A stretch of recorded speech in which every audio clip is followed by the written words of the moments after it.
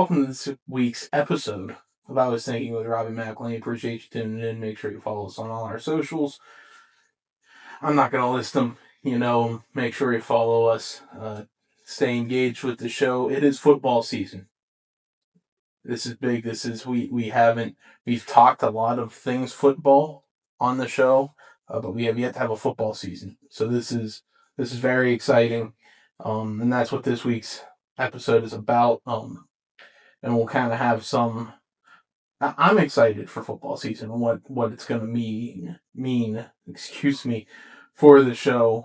As far as what content we can do and different things like that. So we'll have episodes like the one we're going to have today. We may roll out a couple a week pending. We'll see. I don't want to say anything and under deliver, but there's a lot more opportunity for content. But today we're going to talk about Pittsburgh versus Green Bay. We're going to talk Steelers and Packers. Was really excited to be at the game. I got to say, we made the decision to go to the game at 5:05, 5:10 on Thursday before a 7 o'clock kickoff. So, but I mean, tickets were cheap, and we sat up. We can put a picture up here. We sat in the same area we sat for the Ravens game last year, which to me, and we can show a little coaching stuff here. That was my favorite view, as you can see in the picture wherever we put it. But that end zone shot, that was my favorite view as a coach. Both the tight and coaching, tight is from tackle to tackle. It's your tackle box. Wide, you see the whole field. But I love the end zone angle, both tight and wide. As a defensive line coach, especially, just because you can see everything. I liked seeing play progression and play flow from that angle, and I love sitting back there because of that. So really enjoy any time we get to sit back in that area. Really great seats, and it can be a pain at times getting up there, but we were low enough this time around that it wasn't too taxing. We'll go with that. But as far as the debut of the Mike McCarthy Pittsburgh Steelers overall, I thought it was pretty good. Obviously, as it being the first preseason game, you're not seeing everybody. So Rodgers wasn't in, TJ, Cam, DK, Pittman, like those guys weren't in. I don't think they needed to be in. But what I think you saw a lot. And let's run through the stats and we'll kind of break it down. First, we'll talk the overall team stats, and then we'll kind of talk section by section from the quarterback room to rushing leaders, receiving highlights, defensive notes. We'll talk about that, and then we'll talk about the game overall. But as far as first downs goes, 25-17, Pittsburgh took that. And obviously the biggest stat of all, 28-9, Pittsburgh Steelers win. We talked about first downs, 25-17, Pittsburgh won. 64 snaps to 59 snaps in favor of the Steelers. When you kind of jump down here, time of possession, the Steelers won that also 30 minutes and 44 seconds to 29 minutes and 16 seconds. Obviously, you'd like to see a bigger gap there, but I think, and we'll talk more, especially second quarter on, I think the Steelers were rather efficient. So, you hate to say, I wish, you'd love to see the time of possession gap a little bit wider, but I think they were really efficient in their drives, and we'll get there here in a little bit. Total yards, 385 to 160 in favor of the Steelers. That leads to an average of 6 yards per play for the Steelers, 2.7 yards for the Packers. Overall passing, we will talk quarterbacks individually, but overall passing, the Steelers went 27 for 33, 27 of 33 for 313 yards compared to the Packers, 19 for 30 for 97 yards. I don't know of a time, and especially when you look at the range of the quarterbacks that played on Thursday, from Rudolph to Howard to Aller, that was a very successful performance for the Pittsburgh Steelers in general. Obviously, I mean, you had the accumulation of three quarterbacks. It's a lot easier for three quarterbacks to impress you with stats overall in a game than when you leave one quarterback out there for four quarters. But that's impressive. That is winning team numbers. 27 for 33 for 313 yards. That's good. That's really good to see. That's really exciting. That's 8.7 yards per pass on average compared to 2.8 for the Packers. Again, I think the Steelers did a really good job of being efficient with their pass game. We'll talk about that with the quarterbacks. But and I think that's a word you'll hear come up a lot in this episode is efficiency, and we'll talk a little bit more. Steelers did have 3 sacks compared to Packers 5 let up. Um, Again, I had high expectations for the offensive line going into Thursday. I think we should have all been royally disappointed, and I know again it's preseason. You have some new pieces. There's some stuff, especially in that group. Um, in the game of football, the offensive line, it takes a bit, right? It takes a minute, especially when you're accumulating all these new things and new systems and new guys. It takes some time. It's a process. So when I say that, I was kind of less than impressed, they have 2 more preseason games to get figured out. Um, there is still a lot of camp. I know they left early. They called camp early in Latrobe and are moving to the south side now.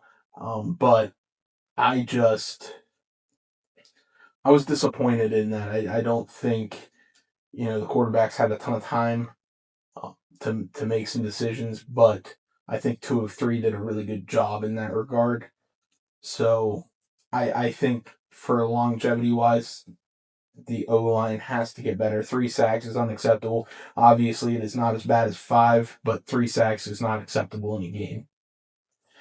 Rushing attempts, 24 for the Packers, 28 for the Steelers, 63 rush yards for the Packers, 72 for the Steelers. Again, I think that goes back to the O line. I mean, there is only so many schemes that you can do, and I know they didn't have the whole system installed. That if you watch Mike McCarthy's press conference, I'm saying today, we're recording this on Monday, so I'm saying today, but Monday, August 17th press conference, they didn't have the whole offense in.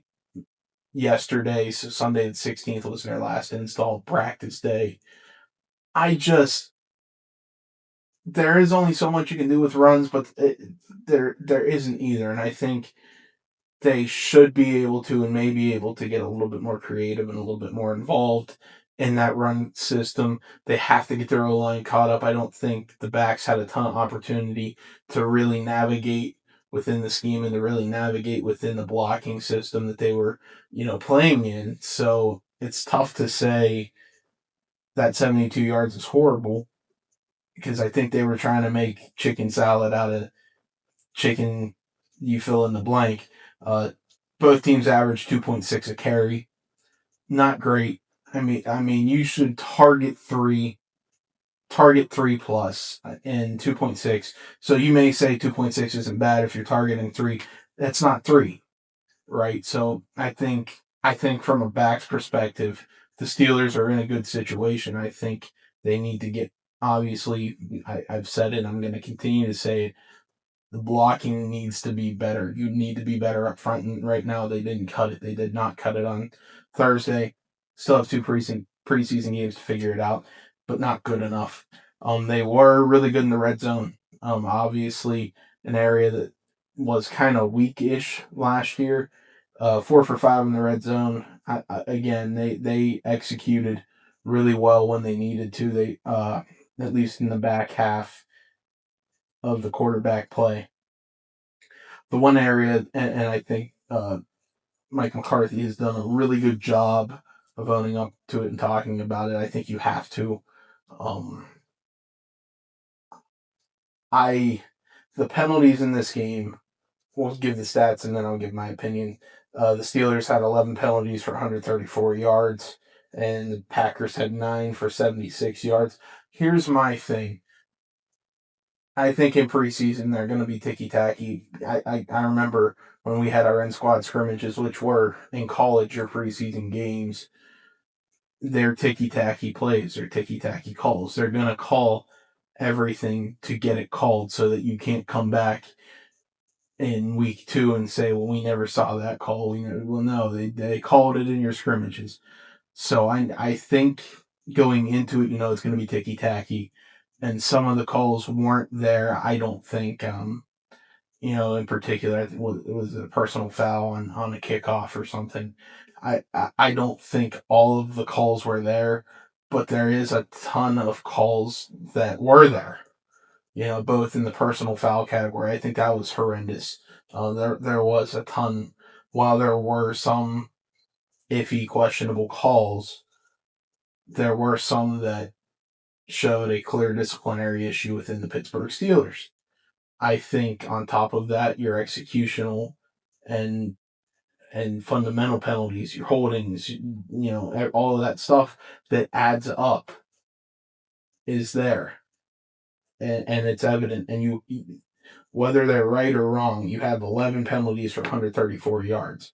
That is what almost half of the yards of your yards for the game. That's just not good enough. That doesn't get you wins in any league. That doesn't get you wins in youth league. You go down in Beaver County on a Saturday. That's not good. That loses you a game. So, I know Coach McCarthy has done a really good job of bringing that up and talking about that and discussing it. But that has to be addressed while it's being addressed by the players or coaches. It needs to be addressed by the players. You can't have that. And I think we'll see as, we get into preseason week 2 on Friday coming up against the Jets, what some of that player leadership looks like. Let's dive into what I think was what I was really excited to see, which was that quarterback matchup. We'll go over in terms of stat leaders, and then we'll kind of break down my thoughts on each quarterback's performance. I jumped ahead. Drew Aller went 10 for 13 had 153 yards with 2 touchdowns, no sacks. Mason Rudolph went 10 for 11, 93 yards, 2 sacks for 17 yards. And Will Howard went 7 for 9, 86 yards, 1 sack for 2 yards. In order of playing appearance, I thought Mason Rudolph was utterly disappointing. And you may counter me with, well, he went 10 for 11. He did, somehow. I didn't think he made a ton of great decisions. He made it work and he executed apparently. But when you watch, like when I found out he went 10 for 11, I was shocked because his play wasn't indicative of 10 for 11 for 93. It wasn't. Now, to play devil's advocate, he didn't have a ton of time. He wasn't very well protected. He was getting rushed every single second he was back there. But I think one of the clear differences between him and both others is what he was doing when he was rushed. I don't think he did a very good job of attempting to extend plays. His 2 sacks for 17 yards show that. I think he could have been much better with decision making. Obviously, he executed and he got the ball out on his 11 attempts, but the 2 sacks were killer sacks. They were his fault. While protection broke down, he didn't do anything to extend the play and to get himself in a better situation. So I do think Mason Rudolph was utterly disappointing. I think he came in third. While the stats may not show that, I don't think he had a great performance at all on Thursday. Will Howard comes in. I think he did a really good job. Obviously had a great 2-minute drill. Steelers go on to score. I thought he handled that really well. 7 for 9 for 86 yards. Again, you see 3 less completions and 2 less attempts than Mason Rudolph, and he's less than 10 yards short of him. I think he did a really good job of extending plays just in the same manner that I talked about. Mason Rudolph having a bad day. I thought Will Howard, while he did take a sack, he extended plays. He moved in the pocket. He moved the pocket, and I think that allows the Steelers to open up the book a little bit when you have a quarterback. And I know Aaron can move the pocket and extend plays, but when you have young quarterbacks that are truly able to move plays or move the pocket, you can get your boots, your nakeds, and different things like that where you can move your quarterbacks around. And I think they have the receivers to do that now. I think Will Howard played really well. I thought he had great vision. I thought he was a good leader. He commanded the offense very well, and I think there was a clear difference when he took the field between him and Rudolph. And I agree with that same sentiment with Drew Aller coming out, going 10 for 13, 153 yards and 2 touchdowns in the air. I think this was the biggest shock of the night for me. I was very negative on Drew Aller from the draft till Thursday, and I'm not sold. You should be able to sling it like he did against the competition he was playing at that point. But at the same time, it's also the NFL, to give credit where credit's due. Even your worst player is better than most players, right? So there's a lot of room for Drew Aller. I think his footwork was what we have seen his footwork to be. I don't think it was great. I think he saw the game really well. I think he carried plays out really well. He made great decisions. He was really patient. I thought his vision was excellent. His 74-yard throw the 74-yard throw, it was a 15-yard throw, but it was great vision. It was great patience. He sat and waited on that route and delivered a great ball, and it carried for 74 yards. And I think that was a performance that is going to rattle a lot of people in terms of this quarterback battle. Um, and I'm glad I'm not getting paid to make that decision. I think obviously you have Aaron as your QB1, 2 and 3. I think are open spots, and do they carry 4? I don't know. Um, I think Mason Rudolph leaves enough for a team that's gonna come out of camp hurting. There's a draft possibility or a trade possibility there. Excuse me. Whether they do that or not, that's not very Steelers like to be aggressive in trading in season. Um, I just don't think he offers the Steelers a ton. I think you have two really good young quarterbacks in Howard and Aller to back up Aaron and learn from Aaron for this year and then battle it out come next year because I think they were both very competitive in terms of performance Thursday night. The thing that just sticks out for me is how Will Howard, after the break that he's had in playing, came into that 2 minute drive and really executed and took over that drive. I was really impressed with that. I think the quarterback room is something to be excited about. And again, as much as I've been down on Mason Rudolph, he went 10 for 11 for 93. I mean, that's impressive.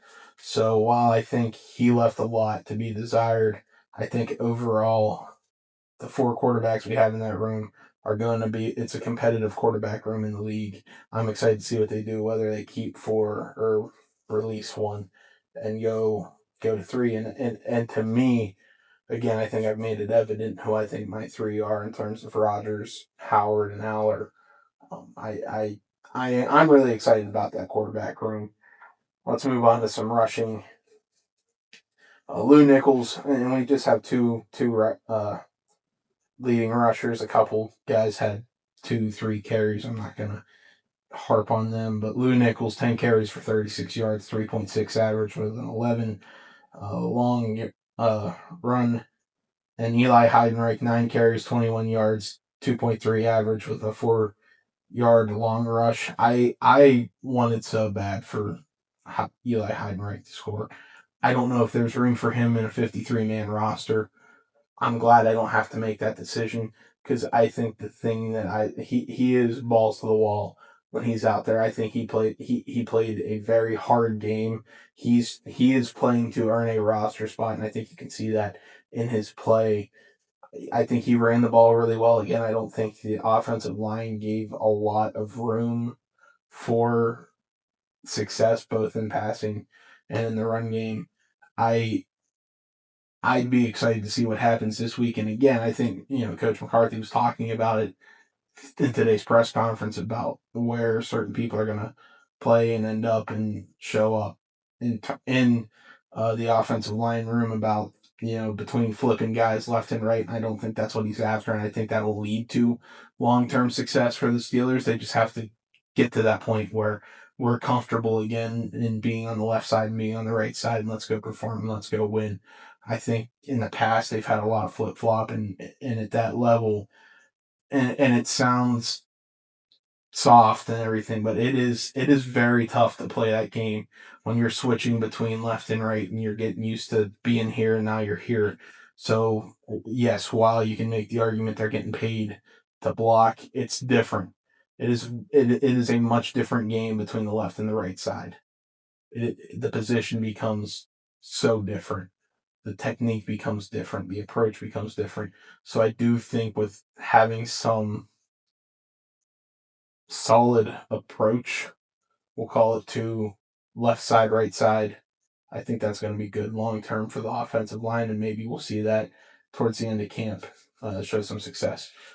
We're not going to talk a ton of receiving or we're not going to talk receiving stats at all, but Caden Wetjet and Jeremy Bernard, I think, were big gets in the draft. I think, you have some good special team assistants there, and they add to a really strong receiving group. I think Jeremy Bernard, in my eyes, won. He won the game, and not in terms of winning the game, but he won the night. In terms of performance, I thought he did a really good job. He is what I think the Steelers needed as far as a body that probably could play inside and out. He's a really good possession receiver for his size. He's a really good possession receiver. I think he's gonna give some options in the playbook and in some schemes and route combos that they can do. I'm really excited about that receiver room. I think they were really good additions to an already strong receiver room. I think offensively they were very efficient, in particular after Will Howard came in. I think both him and Drew Aller had really good games. They were really efficient with the football.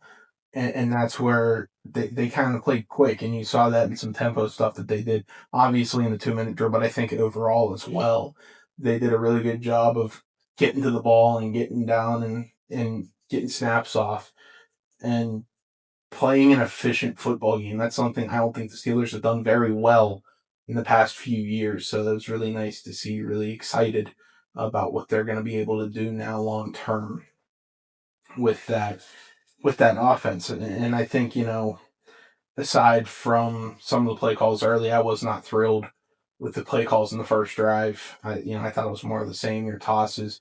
And I'm all for stretching your run game and hitting the perimeter and running, whether you consider it wide zone, outside zone, however you call it.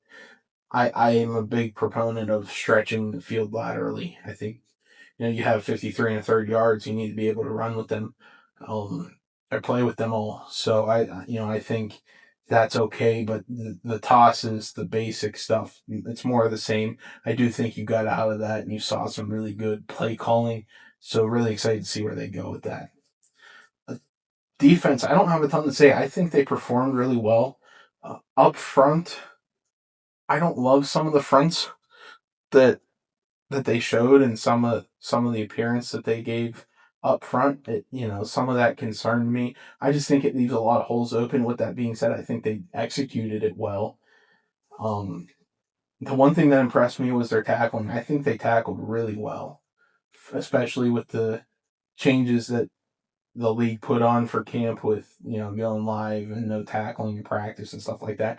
I think they tackled really well in game for those changes. So really impressed with that. And you hear the stats of the Packers offense. It was a good game. Defense played a good game. The one area I do want to highlight, I think the corners played really well. You saw them in a ton of situations where they were soloed up, and I think in terms of being combative for the ball and with the ball, tackling, all of that. I think they played really well. I was really impressed with the corners. The corners are something that I think have been a weaker point for the Steelers, and I don't know if they've improved or if it's preseason and people are figuring it out. But I do think the corners were a really strong component. I think, again, like I said, tackling, being combative at the point of attack, I think they played really well. And the defense as a whole, I mean, 9 points all on field goals. That's a great day. That's a great day. So a 28-9 win for the Steelers, big game. I think a lot of questions were answered. The one thing I want to shout out to, this was the first preseason game I've been to. The environment that they had was insane. Like, it felt like we're playing the Packers week 4 on a Thursday night. Like, the stadium for essentially for a preseason game was filled. And you have all these factors add in. It was a great environment, and I think that showed in some of the energy shifts and the Steelers coming in and rallying and getting the momentum to kind of carry the game away and take it away from the Packers. I think it showed. It was a really strong game, really strong performance. I'm excited to see what comes up. Steelers have the Jets at Acquishire on Friday. Again, I'm really excited to see that quarterback rotation, see what they do there. Do they open with a Howard? Do they go Howard, Rudolph, Aller again? How do they switch that rotation up to keep it fresh and to see some different people in some different situations and maybe, it shows something different. I think they need to they need to challenge the offensive line. I don't think that was a very good performance. And it needs to be if they want to be competitive and successful this year. They have to have an offensive line. I think they have the backs to make stuff happen. I think Thursday showed that you need to be able to block before you can run. So really excited to see what they do there. The defense again, the defense is the defense. I was impressed with them, and I think the secondary's come a long way. Really excited to see that.